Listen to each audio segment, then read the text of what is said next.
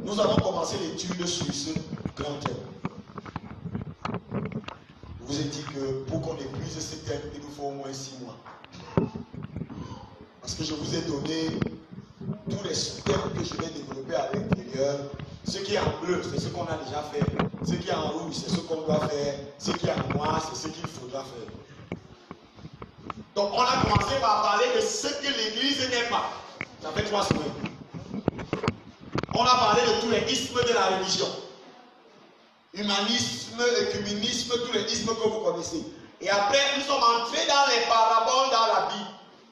Et depuis, parlant des paraboles dans la Bible, on a vu la parabole du bon samaritain. On a vu la parabole des 2 fils. On a vu la parabole des 10 vierges. Ce matin, on va voir la parabole des noces. Mais je voudrais revenir sur ce qu'on a déjà dit sur les 3 paraboles. La parabole du bon samaritain nous a permis de comprendre qu'il y a une différence entre l'Église et l'Assemblée. Nous parlons d'Église et de religion. Il y a une différence entre l'Église et l'Assemblée. On peut être dans l'Assemblée, mais on n'est pas dans l'Église. Mais on ne peut pas être dans l'Église sans être dans une assemblée. Donc, il y a certaines personnes qui n'étaient pas là qui ne vont pas vraiment comprendre de quoi on est en train de parler. Dans la parabole du bon samaritain, il est dit clairement qu'un homme descendait de Jérusalem vers Jéricho, les brigands vont l'attaquer et ils vont le laisser à demi-mort. Quand ils vont le laisser à demi-mort, le sacrificateur va passer, il ne fera rien. Le Lévite va passer, il ne fera rien. Mais c'est le Samaritain qui va passer, qui va avoir compassion de lui. On a donc expliqué que l'Église est différente de la religion en quoi?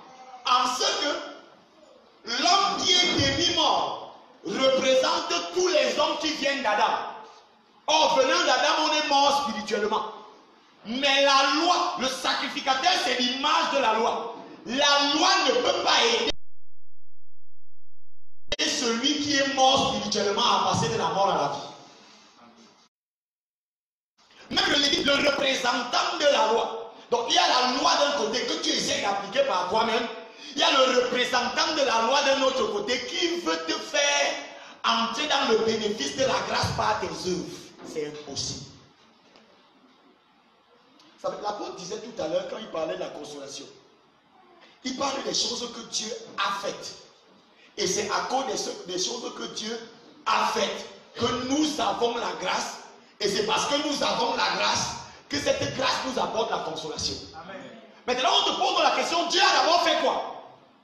Toi, tu n'es pas au courant de ce que Dieu a fait. Ça veut dire que même si tu proclames le Dieu de la consolation tous les jours, tu n'auras pas cette consolation. Et c'est pour cela que dans ta vie de tous les jours, tu seras un homme désappointé, tu seras un homme désorienté. Parce que tu ne comprends pas d'où la grâce vient. Alors, la parabole du bon samaritain nous a permis de comprendre que nous avons l'Église et nous avons l'Assemblée. La parabole des 2 fils nous a permis de comprendre qu'on peut être serviteur en croyant qu'on est fils. C'est ça, non, papa? On peut être quoi? Serviteur, mais en croyant qu'on est fils. On peut aussi être un fils à la mentalité de serviteur. Bon, j'avais posé la question ce jour-là. Est-ce que le fils sert? Est-ce qu'un fils sert? Est-ce qu'il est serviteur? Est-ce que le serviteur sert? Pourquoi? Parce qu'il est serviteur. Donc le fils ne sert pas parce qu'il il sert pas parce qu'il est serviteur. Mais il sert parce que c'est le chez lui. Pourtant, le serviteur sert parce qu'il va recevoir quelque chose en retour. Alors, qu'est-ce que c'est? Ça veut dire quoi? Nous pouvons être assis ici. Et celui qui n'est pas sauvé, pour Dieu, c'est un serviteur. Pourquoi c'est un serviteur? Parce que sa présence à l'église, ce qu'il fait, ce qu'il pense faire, ses actions, ses œuvres, tout ce qu'il fait, c'est avec un intérêt qu'il attend. C'est-à-dire que je fais les choses pour Dieu. Et c'est dans ce cas qu'Israël était. Israël faisait des choses pour que Dieu fasse. Or, le fils ne lave pas le sol à la maison pour que maman me paye l'école. Le fils ne nettoie pas les assiettes dans la maison pour que maman me paye l'école. C'est parce que je suis fils et que je sais que c'est le chez moi que je fais. Alors que le serviteur, lui, fait parce qu'il a fait un intérêt. La religion, non, c'est quoi? C'est de penser que j'aurai la faveur de la grâce de Dieu par les œuvres que je fais. C'est pour cela que vous allez dans les milieux religieux, on va te dire, même pour la nouvelle naissance, on va te dire, fais ceci pour devenir enfant de Dieu. C'est la preuve que c'est la religion. Pourquoi c'est la religion? Parce que en matière de salut, on ne fait pas pour devenir, mais on fait parce qu'on est devenu. Amen. Attends, je me dis ça bien. On ne fait pas pour devenir, mais on fait parce qu'on est devenu. Souvenez-vous de l'exemple que j'ai pris. Un monsieur veut épouser une femme, il cherche la femme, il ne trouve pas. Il habite dans une grande maison, il a beaucoup d'argent, mais il vit seul. Bon, pas seul. Il vit dans sa maison avec le gardien et une femme de ménage. Et un matin, ou un soir, il rentre. Les amis veulent chercher la femme. Et il trouve à l'entrée de la maison, la femme l'a en train de nettoyer la vitre extérieure. Il voit comment elle le fait avec amour, avec passion, avec dévouement. À ce moment, il s'arrête et il se dit, mais écoutez, puis je cherche une femme. Mais voici la seule femme que je peux, qui me connaît, qui connaît tout ce dont j'ai besoin, qui connaît ce que j'aime manger. Je vais la prendre comme épouse. Et il va dire à la femme, je vais te prendre comme épouse. Si elle ne veut pas tomber dans les jours, là, c'est qu'elle ne mourra pas vite. Donc, il lui dit, je vais te prendre comme épouse. Elle ne croit pas. Il part rencontrer la famille, elle ne croit pas. Il fait la dot, elle ne croit pas. Ils sont à la mairie, elle ne croit pas. Elle dort dans son lit. Donc quand elle est couchée dans son lit, elle ne croit pas. Ça fait 26 ans qu'elle vit dans la maison, elle n'a jamais traversé la porte de la chambre. Donc quand elle se réveille le lendemain matin, je vous pose la question. Est-ce que ce qu'elle fait change? Non. Mais est-ce que tout change? Oui. Elle va laver les mêmes habits. Elle va laver le même sang. Elle va préparer la même nourriture. Elle va faire les mêmes choses, mais elle le fait pour un objectif différent. Avant, elle le faisait pour le salaire. Maintenant, elle le fait par reconnaissance. Alors, c'est quoi la religion? C'est que les gens font des choses pour provoquer Dieu avant que Dieu fasse. Alors que le salut, c'est quoi? C'est parce que j'ai compris le salut que je fais un certain nombre de choses. Ce n'est donc plus pour bousculer Dieu. Amen. Pour savoir que celui-ci n'est pas sauvé, pose-lui la question sur la motivation de son action. Tu fais pourquoi? Exemple, pourquoi on est assis ici ce matin? Certains vont te dire, c'est dimanche, on va à l'église. C'est la preuve que tu es un religieux.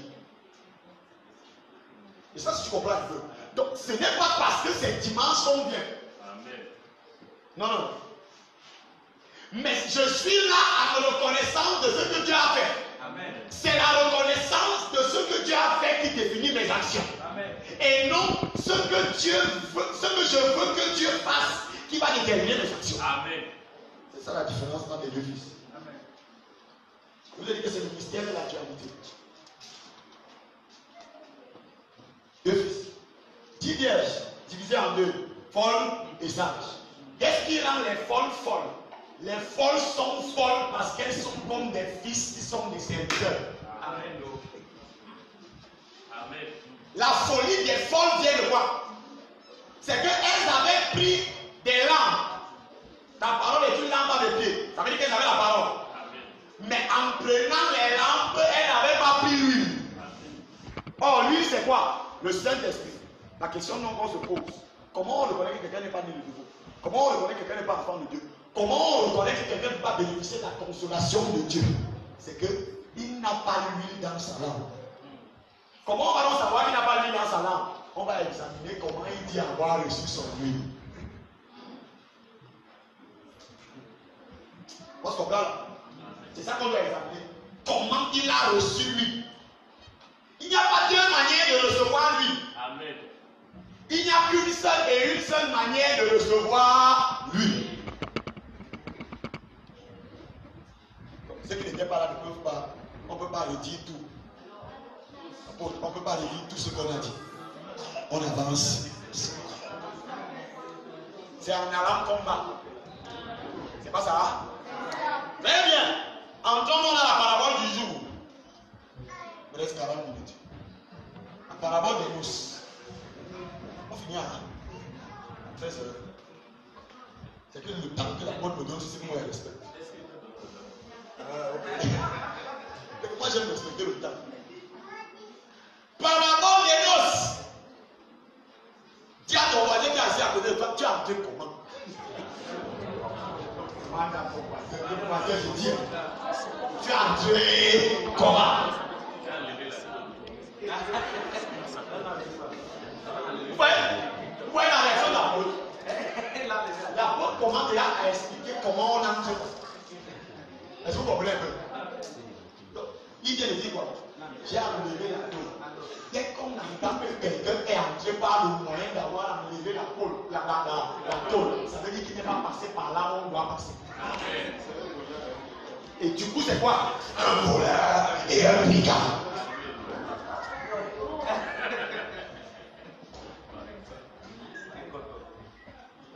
Donc, je vous ai déjà défini ce qu'on appelle les paraboles. Mais j'ai un problème. Carrément, explique ton problème. C'est qu'il y a un mystère dans la Bible. Docteur, il y a un mystère dans la Bible. Il y a un verset qui me surprend dans toute la Bible. Est-ce que tu as lu le verset sur Matthieu 15, 24. Je veux que chacun de nous lise ce verset à haute voix. 1, 2 et 3. Il répondit, je n'ai été envoyé aux brebis perdues de la maison d'Israël. Attends. Qui parle? Jésus. Allons-y, qui parle? Jésus. Jésus est en train de dire que là où vous me voyez sur terre, quand je suis venu sur terre, là, je suis venu pour qui? Il n'a pas dit les brebis perdues, lisez ce qui est écrit. Dès que tu dis brebis perdues, ce n'est plus ce qu'il a dit. Il dit bien, je n'ai été envoyé. Le prof. Ah, il n'est pas pour le français. Oh, ça va alors, ça va. Tout ça, c'est la même chose. Explique en anglais. En fait, si je traduis ça en anglais, allons-y. On est ensemble? Si je traduis ça en anglais, quand on va le lire en français, vous allez voir comment ça va être. The answer, I have only been sent for. Donc il y a un mot là qui sort. Le mot là c'est quoi? Le mot qui sort là qui est fort c'est only. Donc le only là est traduit en français par le Q apostrophe. Pour faire une exception, je n'ai été envoyé que aux brebis de la maison d'Israël. J'ai une mauvaise nouvelle à t'annoncer. Ça veut dire que quand Jésus vient sur terre, il vient pour qui? Pour les Juifs. Amen. Donc là, on est assis là. Explique-moi comment tu parles au ciel alors que Jésus dit qu'il est venu comme pour les Juifs. Tu es Camerounais, tu es Bassa, tu es Wondo, tu es Petit, tu es Toum, tu es femme. Jésus dit, quand moi je venais sur terre, quand on m'a envoyé, c'est moi qui ai dit ça. C'est Jésus qui dit, je n'ai été envoyé qu'aux brebis perdues de la maison d'Israël. Ça, c'est Jésus qui définit son ordre de mission. Attends, quand on avance, la Bible dit quoi? Israël, c'est qui? Dis avec moi Israël. Israël, c'est qui? C'est the elected people, le peuple élu. Simon a raconté comment Dieu a d'abord jeté les regards sur les nations pour choisir du milieu d'elles un peuple qui porta son nom. Ça veut dire que Dieu regarde comme ça sur toute la terre. Je choisis un peuple. C'est avec eux comment il fonctionne. Ça veut dire quoi? Vous, je ne vous gère pas. Et quand il décide d'envoyer Jésus, il ne l'envoie que pour ceux au milieu de ce peuple qui sont perdus. Amen. C'est moi qui ai dit ça. Je n'ai été envoyé qu'à qui? Aux brebis perdus au milieu de la maison d'Israël que moi j'ai choisi. Amen. Première chose, vous êtes là sur la terre, je choisis Israël. Deuxième chose, certains parmi Israël se perdent. Maintenant, moi j'envoie Jésus pour les brebis qui sont perdues au milieu d'Israël.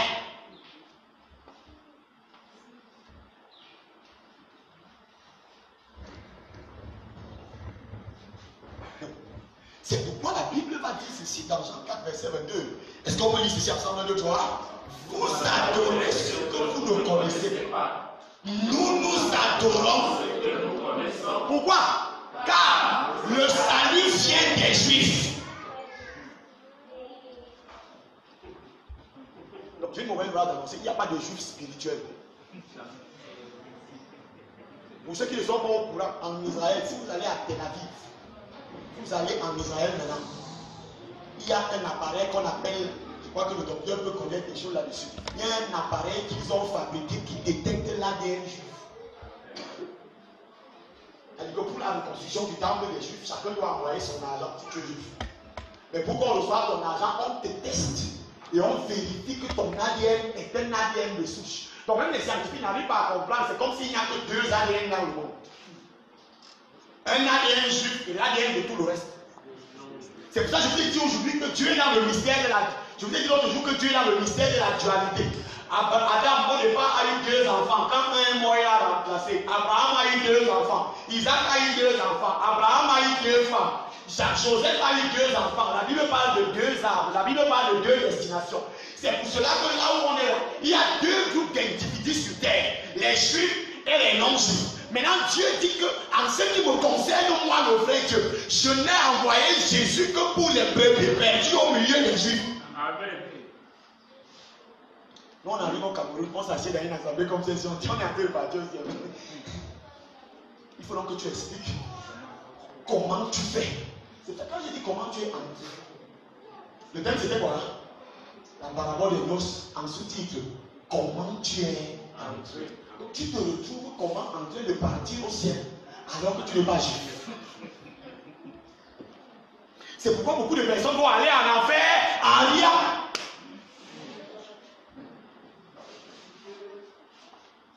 Pour expliquer donc ça, Jésus va prendre une parabole. Je vais lire pour nous. Le royaume de Dieu est semblable à un roi qui fit des noces pour son fils. Il envoya des serviteurs appeler ceux qui étaient invités aux noces. Mais ils ne voulurent pas venir. Attends. J'aurais dû mettre ça en rouge. Dis avec moi, ils ne voulurent pas. Ils ne voulurent pas. Il envoya encore d'autres serviteurs en disant, dites aux conviés, voici j'ai préparé mon festin. Mes bœufs et mes bêtes grasses sont tués. Tout est prêt, venez aux noces. Mais sans s'inviter l'invitation, ils s'en allaient chacun, celui-ci a son trafic, celui-ci a son champ. Et les autres se saisirent des serviteurs et des les tuèrent. Le roi fut irrité. Il envoya ses troupes. Il fit périr ses meurtriers. Il brûla la ville. Arrivons d'abord là. Quand tu organises la fête, tu connais le nombre d'invités, non? Maman, quand tu organises la fête, tu connais le nombre d'invités, non? Quelqu'un qui organise une fête, ça connaît le nombre d'invités. Ça veut dire que c'est au prorata du nombre d'invités que tu fais les invitations. Attends, c'est pas ça. Si je sais que ma salle, c'est 15 tables de 4 personnes, ça fait 300 personnes. C'est pas ça, 600 personnes. 15 tables de 4 personnes. Donc ça fait combien? Ça, donc ça veut dire que je vais faire soit 60 000 invitations, soit 30 000 groupes. La Bible dit donc qu'il y avait un roi qui décide de faire des noces pour son fils. Et s'il a décidé de faire des noces pour son fils, c'est lui qui fait les invitations. Ça veut dire qu'il a des invités dans sa tête, il a pensé qu'il va être convié. C'est ça, non? C'est eux que la Bible appelle les conviés. Ça veut donc dire qu'on est allé, on a distribué les invitations. La Bible nous dit que au lieu de venir à l'invitation, chacun va aller à son champ, chacun va aller à son trafic. Ils ont méprisé l'invitation. Il vient donc, il dit, à cause de ça, je vais faire périr ces meurtriers ici. Je vais envoyer mes troupes, je vais faire brûler et je détruis la ville. Maintenant, quand il a fini de détruire la ville, il dit maintenant aux serviteurs, moi j'ai fini de faire la fête, de préparer la fête. Les noces sont prêtes, mais les conviés n'en étaient pas tirés. Je vais donc faire comment avec toute la nourriture que j'ai fini de préparer. Tous les bœufs et les bêtes, bon ça va. Allez donc dans les carrefours. Appelez aux noces tout ce que vous trouverez. Amen. Je vous pose une question. Quand on va pour appeler les gens là, on fait quoi? On va l'imprimer, on refait les billets d'invitation. C'est ça? Est-ce qu'on va d'abord voir tous ceux qui ont donné les invitations et on refait les invitations? Donc, là, comme la nourriture est prête, et le vin, qu'est-ce qu'on fait? La nourriture et le vin. On va dans les carrefours, tout le monde concourt. On ramasse seulement pourquoi? By force. By force. Venez, venez, venez, venez. Faut bien me suivre. Les serviteurs vont aller sur les chemins. Ils vont rassembler tout ce qu'ils vont trouver. La Bible précise qu'il y avait qui? Les bons et les méchants. Et la salle de noces fut remplie de convives. Tellement remplie de convives. Le roi donc qui a envoyé les serviteurs, il entre donc pour voir les gens même qu'on a amenés là. Ok. Il aperçoit un gars qui est assis et qui n'a pas la vie de noces. Pourquoi? Parce qu'entre temps, quand il organise sa fête là, pour tous les invités qui doivent venir, c'est lui le préparateur de la fête, l'organisateur de la fête qui prépare les habits. Et il fait quoi? Il met un panier là dehors avec un soldat. Quand tu arrives pour la fête, tu as le billet d'invitation. Tu as le billet d'invitation. Tu donnes ton billet d'invitation. Le billet d'invitation te donne droit à un habit. Tu entres au vestiaire, tu portes l'habit, tu viens. Donc quand on est parti ramasser les gens dans le carrefour là, on va ramasser combien de personnes? Le nombre exact de personnes que l'organisateur de la fête veut. On est ensemble. Amen. Je veux que tu comprennes bien de quoi je parle. Amen. On ne va pas ramasser un nombre indéfini. Ça veut dire que le nombre de personnes qui doivent entrer est connu de celui qui organise. Il va donc prendre ces personnes qui vont arriver et chaque personne est supposée s'arrêter à la porte. On lui donne un avis. C'est pas ça, moi. Il s'arrête à la porte et donne un avis. Le roi rentre donc pour voir ceux qui sont à table. Et il voit un gars qui est assis, qui dit, mon ami. Verset 12. Mon ami, comment es-tu entré ici sans avis de noces? La Bible dit que ce gars a eu la bouche fermée. En fait, il n'a pas pu répondre. Alors, le roi dit au serviteur, liez-lui les pieds et les mains et jetez-les dans les ténèbres du dehors où il y aura les pleurs et les grincements de dents. Bon, faisons donc une petite analyse. Vous croyez que le problème du roi, c'est que le gars n'a pas la vie? Quand il dit, mon ami, comment es-tu entré ici sans habit de noces? Vous croyez que le véritable problème du roi, c'est qu'il n'a pas la vie? Non. Le fait d'être assis à l'intérieur sans habit veut dire quelque chose. Amen. Ça veut dire quoi? Au lieu de passer par la porte, il est passé par un autre chemin, par un autre moyen. Il n'est pas passé par la porte. Mais le gars est assis dans la salle. Écoutez bien, il est assis dans la salle et il dit au DJ, mets un peu les aigus. Un peu de basse, DJ, un peu de basse. Mets les tringles. Il dit au protocole, s'il vous plaît, bougez le rideau là comme ça, c'est pas bien mis. Les fourchettes ne sont pas bien mises. Je vous pose une question. Est-ce que ce qu'il est en train de faire pour que la fête se passe bien est bien? Est-ce qu'on comprend là? Mais ça devient mal à cause de comment il est entré. Attends, vous me comprenez un peu là? Maman, je me fais comprendre. Est-ce que ce qu'il fait est logiquement bien? Oui. Mais ce n'est pas la logique qui doit gouverner la chose. C'est que comme il est mal entré, ça va déterminer là où il va finir. Amen. J'ai dit quoi?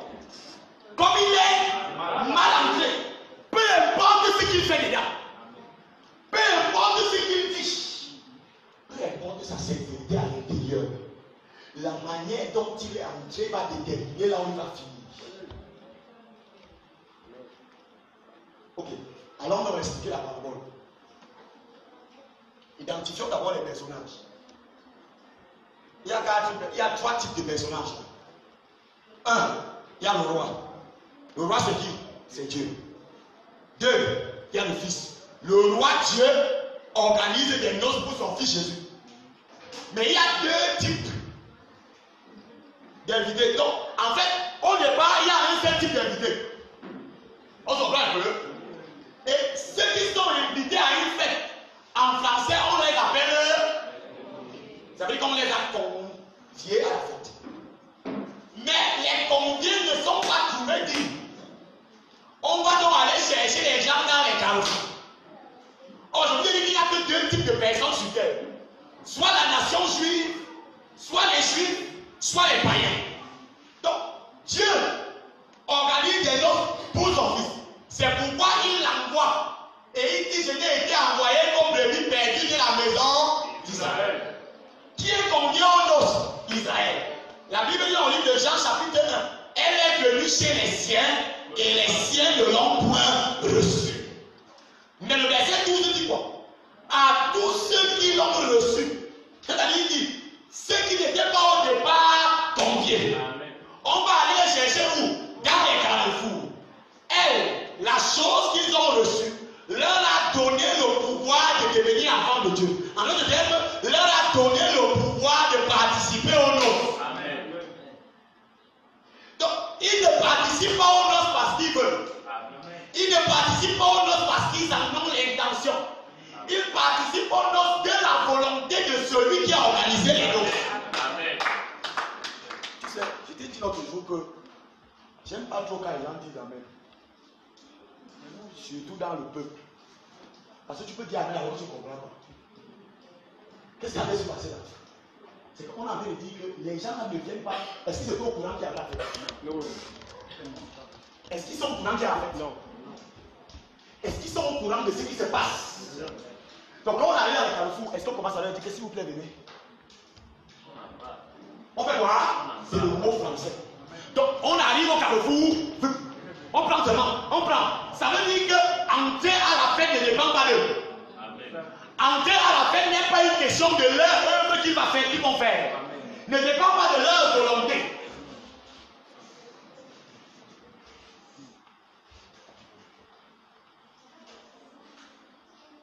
Parlons donc des invités. Les premiers sont les conviés. Parlons de la première invitation. La première fois, on envoie les prophètes chez Israël. Il envoya ses serviteurs appeler ceux qui étaient invités aux noces. Mais il ne voulut pas finir. Il ne voulut pas venir au temple. Deuxième invitation. Il envoya encore d'autres serviteurs en disant, les conviés, dites aux conviés, j'ai préparé mon festin, les bœufs, les bêtes grasses sont tuées, tout est prêt. Mais sans s'inquiéter de l'invitation.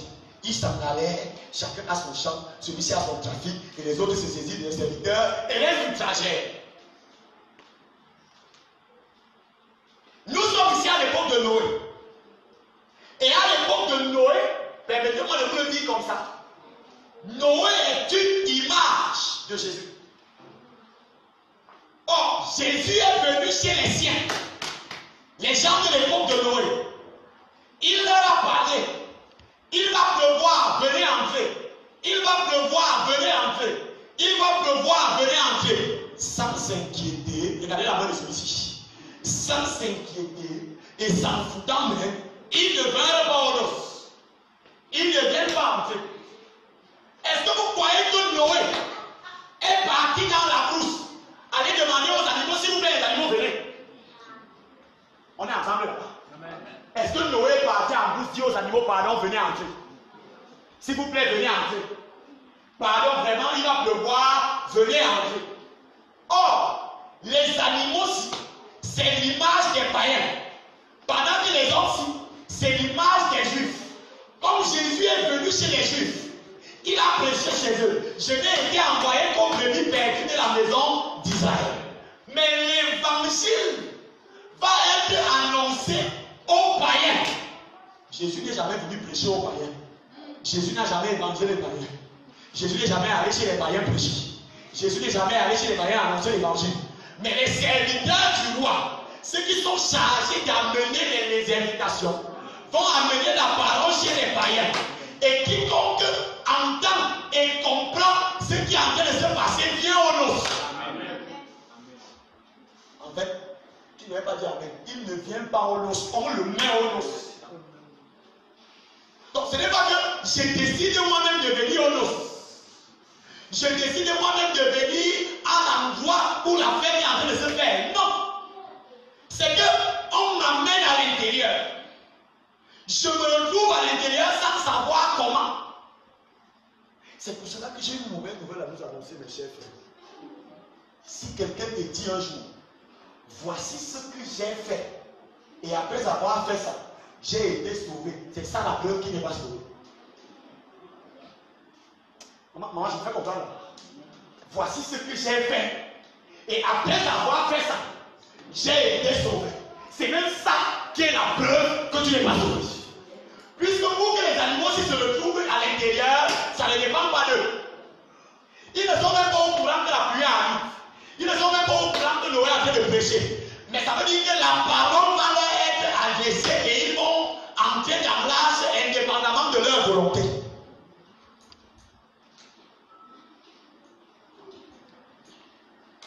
Or, cette arche, c'est donc une image de l'endroit où le monsieur se trouve. On se comprend un peu. Cette arche n'est pas l'image de l'église. C'est pour ça que je dis que si tu ne m'as pas suivi les 2 semaines dernières, tu peux ne pas comprendre de quoi je parle. L'arche n'est pas l'image de l'église ici, mais c'est l'image de l'assemblée. Ça veut dire qu'on peut être à l'intérieur, comme le bonhomme l'a été à l'intérieur, mais il est entré par une autre voie.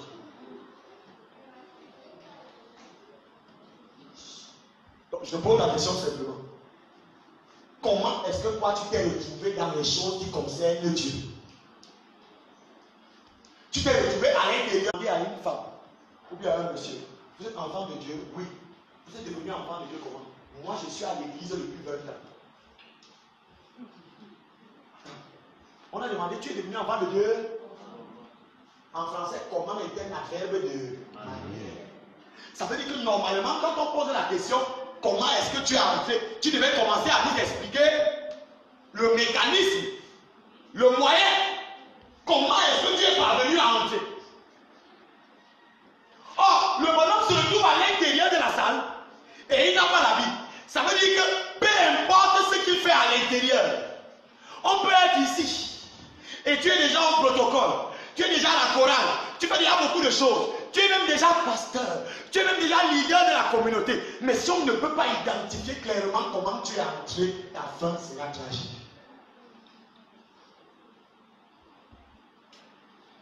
Si tu ne peux pas examiner au travers des Écritures le mécanisme par lequel tu t'es retrouvé dans les choses de Dieu, ce que tu es en train de faire à la fin est inutile. Imaginez que vous sortez de votre maison.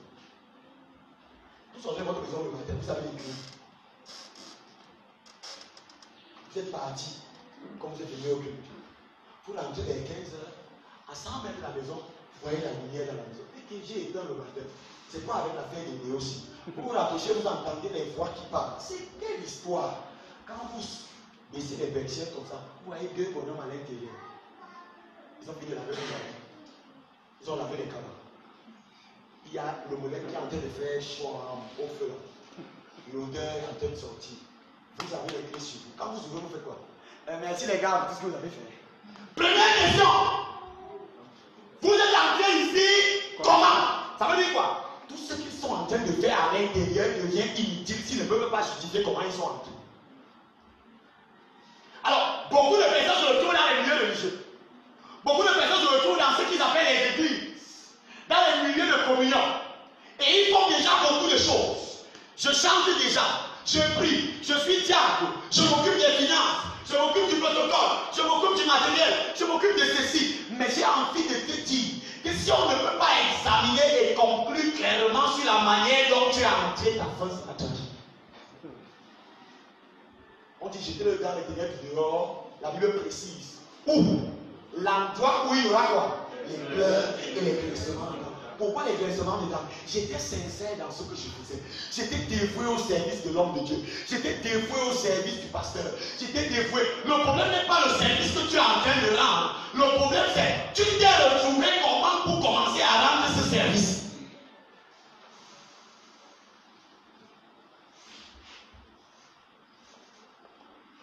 Comment est-ce que tu es entré?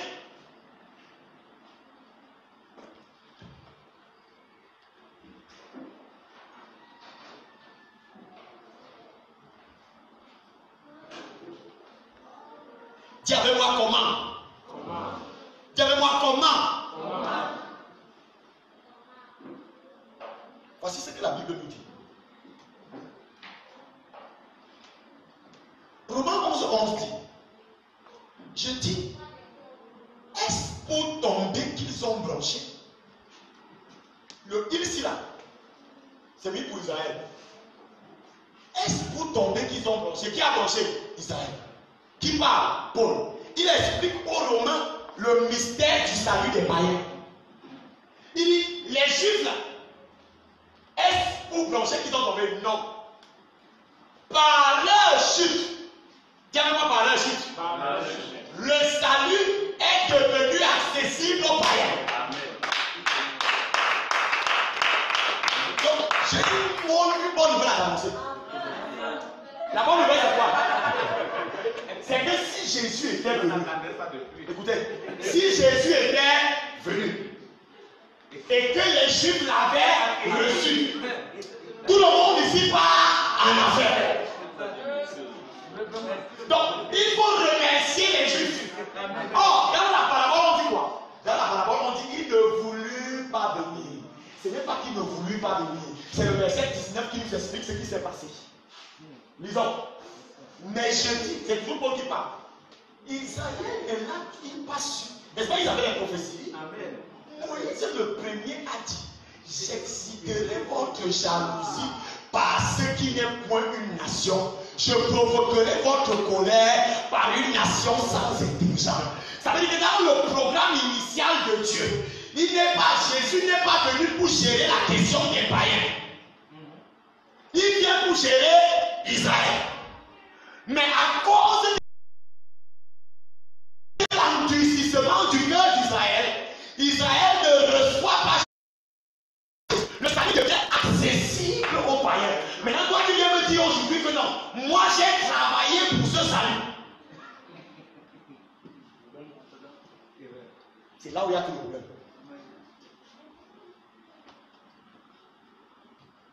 Voilà le verset qui me plaît le plus dans la Bible. L'un des versets les plus beaux de la Bible. Est-ce qu'on peut lire ensemble un de toi? Je ne veux pas faire que vous ignorez ce qui nécessite, afin que vous ne soyez pas sages à vos propres yeux. C'est qu'un endurcissement partiel est arrivé à Israël, jusqu'à ce que la plénitude des nations soit entrée. Est-ce qu'on peut acclamer le Seigneur? Bon, lisons maintenant la parabole. Dans la parabole, on a dit qu'il ne voulut pas. Dans la parabole, c'est écrit qu'il ne voulut pas. Mais ici, on vient nous dire qu'un endurcissement partiel. Donc ça veut dire quoi? Finalement, qu'est-ce qu'ils ont passé? Ils n'ont pas voulu ou bien on les a endurcis? Je te pose la question. Ils n'ont pas voulu venir ou bien on les a endurcis? Qui les a donc endurcis? Ça veut dire que si Dieu n'endurcissait pas le cœur d'Israël, pour que Israël ne reçoive pas le Messie, tous ceux qui sont païens partiraient en enfer. Mais Dieu a fait quoi? Il a provoqué un endurcissement partiel en Israël, afin qu'il y ait la possibilité pour ceux des carrefours de pouvoir entrer. Mais maintenant la précision c'est quoi? On ne dit pas venez entrer vous-même, c'est qu'on vient de prendre au carrefour. Ça veut dire que pour que tu entres, ça ne dépend pas de ta volonté. Ça ne dépend pas de si je veux. Ça ne dépend pas de ce que j'ai fait. Ça ne dépend pas de ce que je ferai. On doit te prendre et on te mettre à l'intérieur.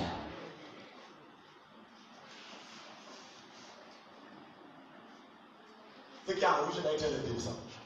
Jusqu'à ce que, dans une autre version, il dit la totalité. Dans la version Ergon, il dit jusqu'à ce que le nombre défini de ceux qui devaient entrer. Comprenez un peu? Il dit jusqu'au moment où le nombre défini de ceux qui devaient entrer entreront. Ça veut dire que Dieu a un nombre. Un nombre de personnes qui vont entrer. Dès que le nombre de personnes là sera entré, la porte va se fermer comme à l'époque de Noé. Noé, la Bible dit l'Éternel ferma la porte sur Noé. Et quand Noé à l'intérieur, même si sa belle-mère pleure dehors, même si elle gémit, elle ne peut plus être sauvée parce que c'est Dieu qui a fermé la porte. Donc la question est de savoir, Comment est-ce que je suis entré dans l'église? Je me suis retrouvé dans l'église comment?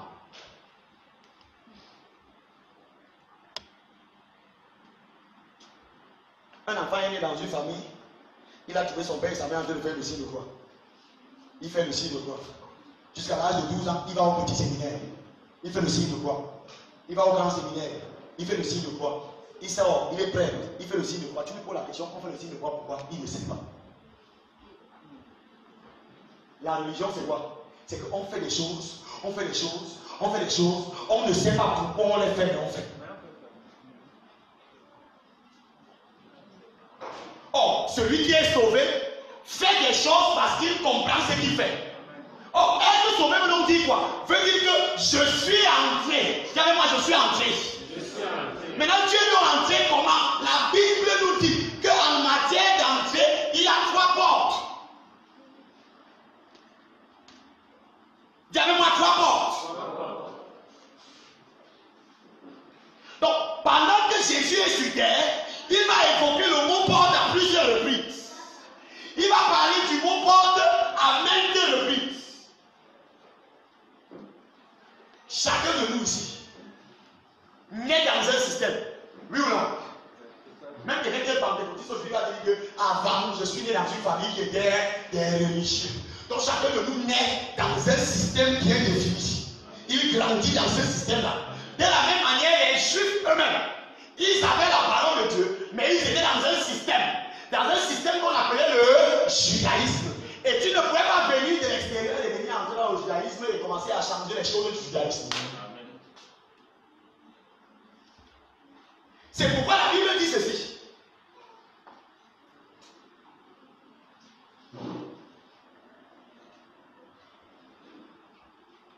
En vérité, je vous le dis. Celui qui n'entre pas par la porte, dans la bergerie, mais qui monte par ailleurs, est un voleur et un loup. Chacun de nous ici doit examiner comment il est entré. Parce que Jésus lui-même, quand il arrive sur terre, il ne peut pas venir et il entre dans le judaïsme, il commence à leur dire arrêtez de faire le judaïsme là. La Bible dit, mais celui qui entre par la porte est le berger des brebis. Or, pour qu'il entre, pour que tu entres dans une maison, il faut qu'on t'ouvre le. Donc il y a quelqu'un qui doit lui ouvrir la porte.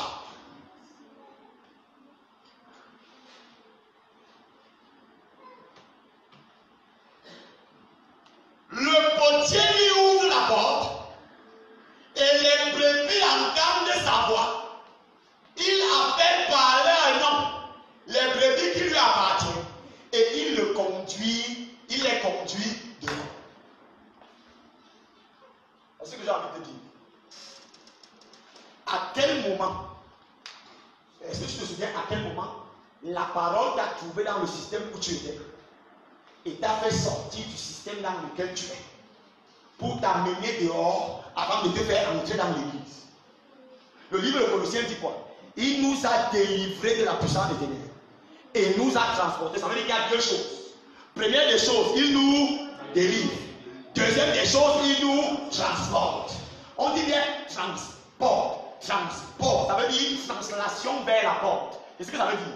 Transport. Ça veut dire transaction vers la porte.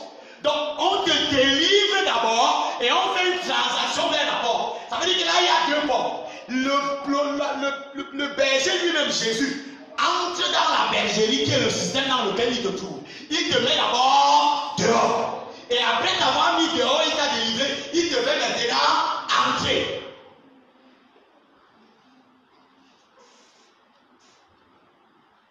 On est en train de parler de l'église et de religion. L'église n'est pas un système. L'église n'est pas une organisation humaine. L'église n'est pas un système religieux. Mais l'église, c'est l'ensemble des personnes qui ont été délivrées et transportées. Tu as donc été délivré comment? Tu as été transporté comment? D'où vient-il qu'on soit capable de nous dire aujourd'hui? Quelqu'un qui est né de nouveau, enfant de Dieu, et on le délivre encore. Apôtre, c'est possible.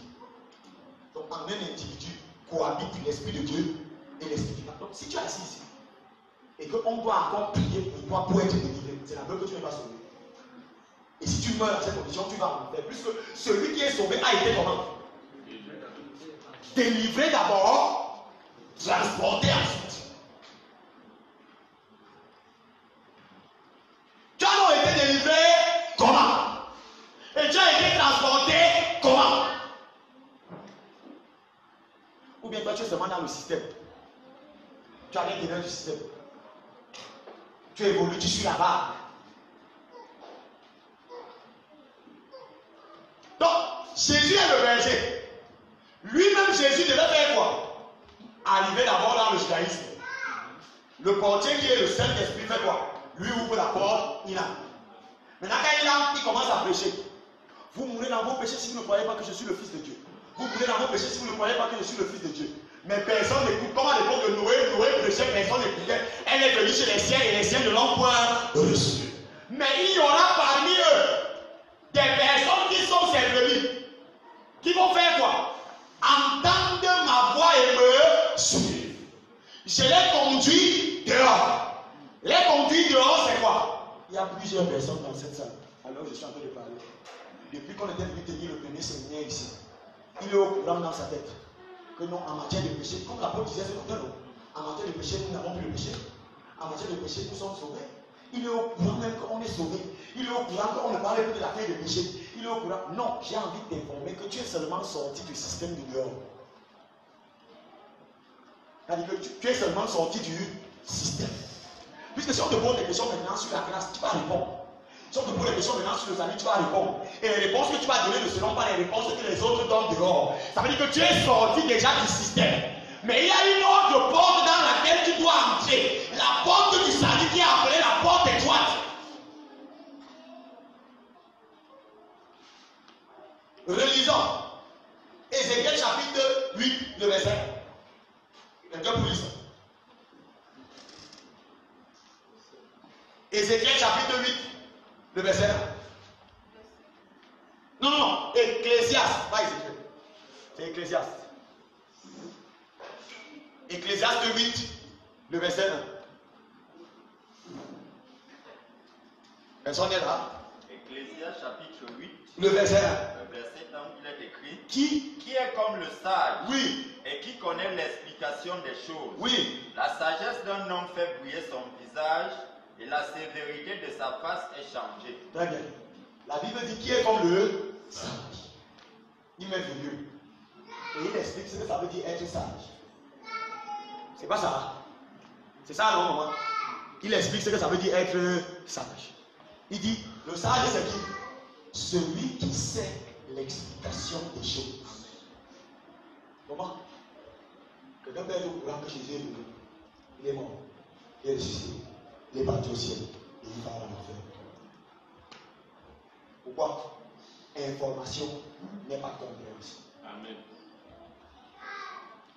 Je peux savoir toutes les choses. Mais si je ne comprends pas le comment et le pourquoi, tout ce que je sais là est inutile. Est-ce que je suis au courant que Jésus est venu? Oui.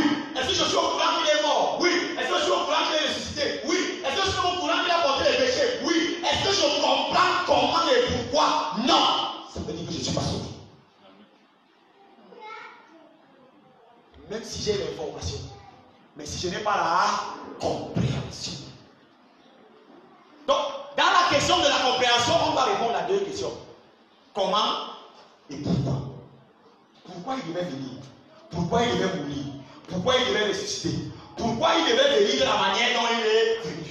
Pourquoi il devait mourir de la manière dont il est mort? Pourquoi il devait ressusciter le troisième jour comme il est ressuscité? Si j'ai toutes les informations, mais que je n'ai pas la compréhension du comment et du pourquoi de chaque chose, ce que je connais devient inutile.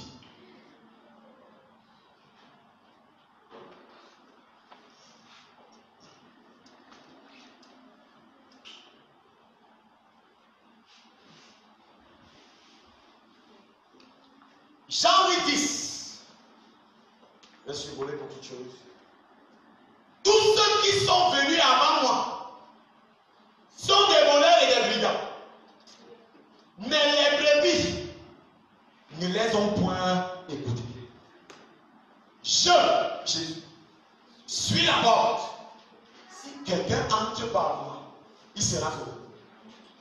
Alors qu'au départ, il a d'abord dit quoi? Je suis le berger. Et en tant que le berger, il fait quoi? Il arrive dans la bergerie et le portier lui ouvre. Donc il entre lui-même qui est le berger par une porte. Dès qu'il est entré, il prend des brebis à l'intérieur, il les sort par une autre porte. Maintenant, quand il les a fait sortir par une autre porte, il faut que les brebis entrent par lui.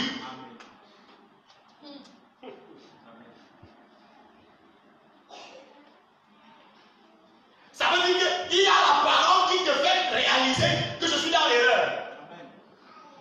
Mais le fait d'avoir réalisé que je suis dans l'erreur ne te sort pas de l'erreur. Attends, maman, est-ce que le fait de réaliser que je suis dans l'erreur te sort de l'erreur? Donc, quelqu'un peut réaliser que je suis dans l'erreur et il arrête même de faire ce qu'il faisait avant. C'est ça l'envol. Il arrête même de faire. Mais est-ce que le fait qu'il a arrêté de faire ce qu'il faisait avant fait qu'il est dans la vérité? Il faut maintenant qu'il lance encore par la porte de la vérité. Et Jésus vient aussi, il change de statut. Il dit, je ne suis plus berger, mais je suis la porte elle-même. Or, quand on dit Jésus est la porte, ce n'est pas J-E-S-U-S. Ce n'est pas le mot, ce n'est pas le nom de Jésus là, mais c'est le contenu. Comme nous pouvons avoir tous le même contenant, mais on n'a pas le même contenu. Qu'est-ce que tu mets à l'intérieur de Jésus? Le contenu, c'est quoi? Oh, qu'est-ce qui doit être le contenu? L'explication détaillée de son œuvre. Il devait même venir, pourquoi? Il devait mourir, pourquoi? Il devait mourir de la manière dont il est mort, pourquoi? Il devait ressusciter, pourquoi?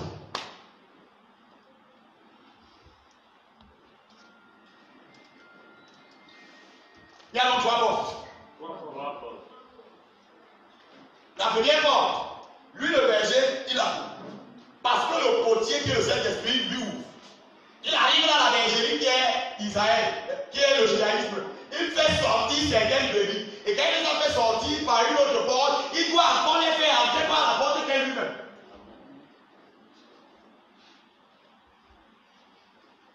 Donc quand Jésus arrive devant la tombe de Lazare, il dit Lazare sort. Et le mort est sorti. Je vous pose la question, qui a fait sortir Lazare de la tombe? C'est Jésus. Donc allons-y ensemble. Lazare sort. Et le mort sortit. Qui a donc fait sortir Lazare de la tombe? C'est Jésus. Jésus a fait sortir Lazare de la tombe par Jésus. J'ai dit quoi? Jésus fait sortir Lazare de la tombe par Jésus. Donc, il y a Jésus qui est l'entité physique. L'homme qu'on voit. Mais même si j'ai la connaissance de l'homme que je vois, si je n'ai pas la compréhension de l'œuvre que l'homme que je vois a accompli, je ne suis pas sauvé.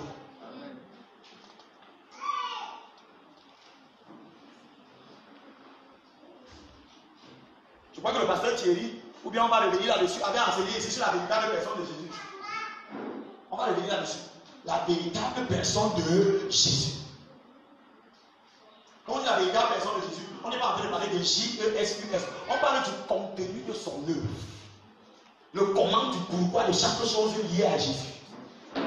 Comment et pourquoi? Alors, ça c'est par rapport à Jésus. Nous alors, chacun de nous, si je suis sauvé. Attendez-vous, je vais vous prendre un exemple. L'homme de Dieu qui est assis là. Ce que je suis en train de dire là, ce n'est pas la première fois qu'il entend ça. Donc si vous lui posez la question maintenant, est-ce que tu as franchi les trois portes? On lui dit, est-ce que tu peux expliquer clairement? Il va vous expliquer comment j'ai franchi les trois portes. C'est-à-dire qu'il y a une première porte par laquelle il est entré et il m'a trouvé. Une première porte par laquelle il m'a fait sortir. J'ai compris que j'étais dans l'erreur. Et la troisième porte par laquelle je suis entré. Mais comment mon père est assis ici ce matin? Apôtre, on veut la consolation d'un Dieu dans lequel on n'est jamais entré. On est entré comment? C'est pour cela qu'on sera toujours malheureux. Le malheur ne va pas venir, le malheur ne vient pas parce que Dieu n'est pas un Dieu de consolation, mais c'est que nous on n'est pas en relation avec lui. Comme on n'a rien compris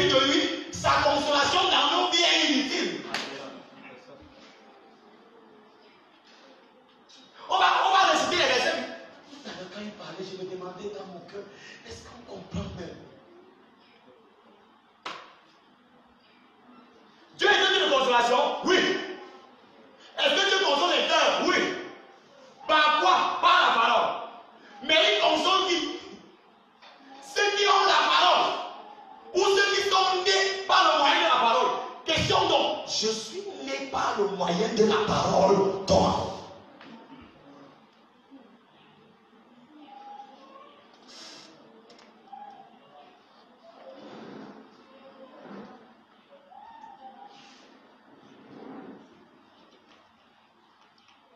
Donc, la parole nous trouve, on ne cherche pas la parole. La parole nous sort sans notre effort. La parole nous le fait entrer sans notre effort. Comment ça s'est donc produit? En fait, je voudrais que chacun de nous rentre ce dimanche en se posant la question dans le fond de lui-même. Ça s'est produit comment? À quel moment la parole m'a trouvé et j'ai réalisé par cette parole que je suis en erreur? À quel moment la parole qui m'a trouvé et j'ai réalisé que je suis en erreur m'a fait sortir de cette erreur? Mais on peut être sorti d'une erreur sans être entré dans la vérité. Donc à quel moment la parole qui est venue me trouver m'a fait sortir, m'a encore fait entrer?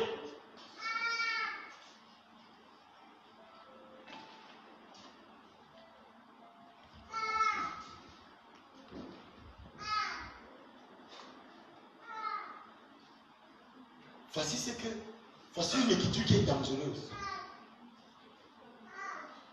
Tous les jours on récite ça. Acte 26, verset 17. Je t'ai choisi du milieu de ce peuple et du milieu des païens vers qui je t'envoie. Regardez ce qui se passe. On dit je t'ai choisi du milieu de ce peuple, du milieu des païens vers qui je t'envoie. Comment on peut t'envoyer aller parler aux gens de quelque chose que toi tu ne comprends pas?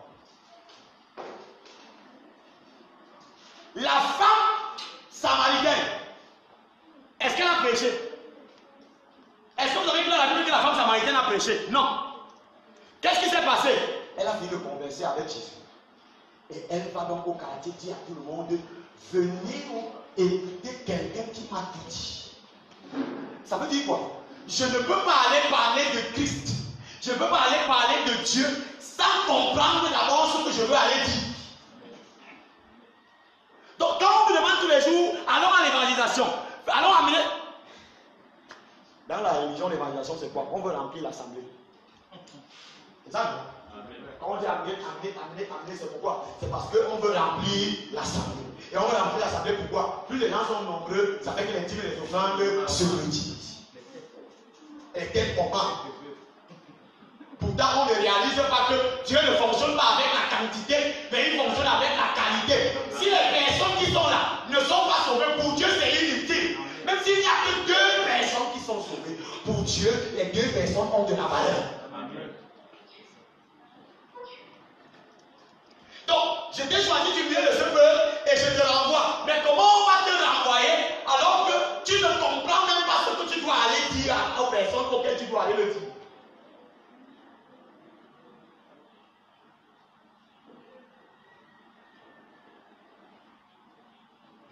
Vous savez, dans le livre des prophètes, je crois que c'est le prophète Jérémie qui dit, quand ce peuple dit, l'Éternel est vivant, c'est faussement qu'ils le disent. Ce n'est pas que l'Éternel n'est pas vivant. Ce n'est pas que l'Éternel n'est pas vivant. Est-ce que l'Éternel est vivant? Oui.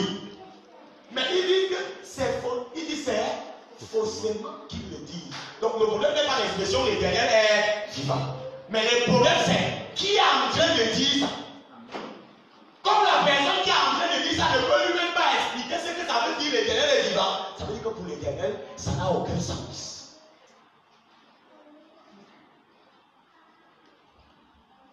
Je vous avais dit ici que j'étais parti à Babadou. J'arrive à Babadou, on est au deuil. La personne qui m'amène vient me dire, pasteur, tiens, quand les gens vont se lever là, toi aussi lève-toi. Quand on va aller dans le champ de la femme du chef, toi aussi vas-y. Quand les gens vont commencer à sauter comme ça, toi aussi saute. Il dit, je ne saute pas. La religion, c'est amener les gens à faire des choses sans qu'ils ne comprennent pourquoi ils font. Quel est le fondement biblique de ça? Alors que le véritable christianisme, le salut, c'est la compréhension de ce que je fais, pourquoi je le fais, de la manière dont je le fais. Donc on ne vient pas au culte le dimanche parce que c'est le dimanche. On ne vient pas aux enseignements le mercredi parce que les pasteurs ont dit qu'il faut venir. Mais c'est parce que j'ai compris la nécessité pour moi que je viens. J'ai compris ce que ça m'apporte. J'ai compris le bénéfice que j'aurais en y allant. C'est pourquoi je viens. Oh, la religion, c'est qu'on ne comprend pas et on entre dans ce que j'appelle le dogmatisme. Le dogmatisme, c'est quoi? On fait des choses sans comprendre pourquoi, sans comprendre comment, sans en avoir le fondement biblique. Tu poses la question à quelqu'un, tu es rentré comment? Tu t'es retrouvé comment à l'église? Il te dit que non, je suis dans l'église depuis 20 ans. Mes parents étaient catholiques. Est-ce que quand Jésus va venir, c'est par là où je vais terminer ce matin, est-ce que quand Jésus va venir, il va dire aux gens, bon, rassemblez-vous par dénomination. Les catholiques, s'il vous plaît, mettez-vous d'abord ici. Après les catholiques, bon, il y avait eu schisme à l'intérieur des catholiques, il y avait eu les orthodoxes. Après les orthodoxes, plus tard, il y a eu les gallicans, les anglicans, et après il y a eu les presbytériens, et après il y a eu... Non, non, non, non. On ne va pas rassembler les gens en fonction de leur appartenance dénominationnelle ou religieuse. Est-ce que tu es sauvé? Oui. Tu as l'Esprit de Dieu? Oui. C'est l'Esprit de Dieu qui est en Christ et en toi, qui t'attire à lui, comme le dit Thessaloniciens, nous serons en lui. Question donc, tu as reçu l'Esprit comment? C'est là où il y a tout le problème.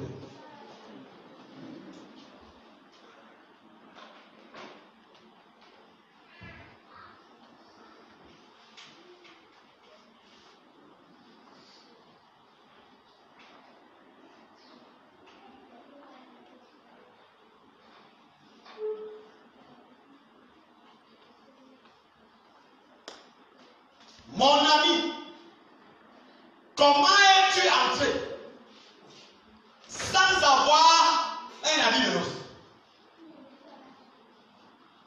Comment? De quelle manière? Quel est le mécanisme? Quel est le processus? De quelle façon? Par quelle alchimie es-tu entré? Tu t'es retrouvé à l'intérieur. Comment? Parfois, on écrit sur certaines, à l'entrée de certaines chapelles comme ça, on écrit Fellowship with us. Ça veut dire quoi? Fellowship with us. Donc, toi aussi, tu passes en route et tu vois comment c'est écrit Fellowship with us. This is the phone number. Voici le numéro. Et toi aussi, le dimanche, quand tu as vu Fellowship with us, tu entres. Tu vois les gens en train de chanter. Tu fais quoi? Tu chantes. Les gens commencent à prier, tu fais quoi? Tu pries. Maintenant, tu es là depuis 6 mois. Un jour, on te demande, tu es né de nouveau, comment? Tu dis, je suis à l'église depuis 6 mois. Tu es passé de la mort à la vie, comment? Non, ouais, je suis à l'église depuis 6 mois. Hein? C'est ça qu'on a demandé. Est-ce qu'on a demandé depuis quand tu es à l'église? On a demandé, tu es entré dans la maison de Dieu comment? Et quand on parle de la maison de Dieu, on ne parle pas du bâtiment, on parle de l'église, entité spirituelle. Alors, mes chers frères, je voulais terminer ce matin en disant, on ne peut pas recevoir la consolation divine si on n'est même pas d'abord à la maison. Vous pouvez dire Amen. J'ai dit quoi? L'apôtre nous a parlé de la consolation. On ne peut pas recevoir la consolation divine tant qu'on n'est pas dans la maison de celui qui console. Donc avant de commencer à parler de consolation, examine d'abord est-ce que je suis dans la maison. Règle d'abord le problème de l'entrée dans la maison avant de commencer à penser à la consolation. Puisque un parent ne peut pas consoler l'enfant dehors. On ne console pas l'enfant dehors. On console l'enfant dans la maison. Est-ce que tu es donc d'abord à la maison? Est-ce que tu es d'abord entré? Et si tu es entré, tu es entré comment?